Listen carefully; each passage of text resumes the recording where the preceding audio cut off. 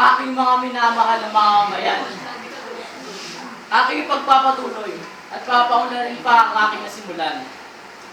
Ngunit sa kabila nito, ay marami pa rin krimen at paghihirap ang bansa at ang ating mga mamamayan.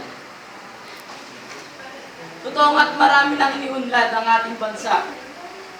Ngunit kasabay nito ay ang pagdami din ng anomalya. Kung kaya't agad ko na itong inaksyonan, pinalawak ang seguridad, at mas pinaganda ang kagamitan ng kapulisan.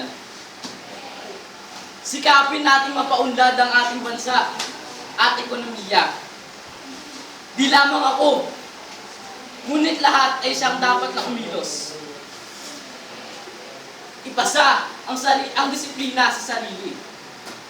Sumunod sa batas. At sana ay mas mapagtibay pa natin at mapaunlad ang ating bansa. Kayamanan natin ang ating bansa, ang ating pamilya, ang ating dignidad. Dapat na ipaglaban at mapaunlad ang ating sarili.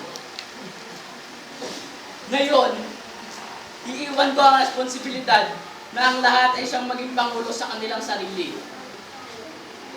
Na ang nais ay kabutihan para hindi lamang sa kanilang sarili, kundi para sa ating lupang sinilangan. Labis ako nagpapasalamat at gumagalang. Humihingi ako ng inyong pagboto.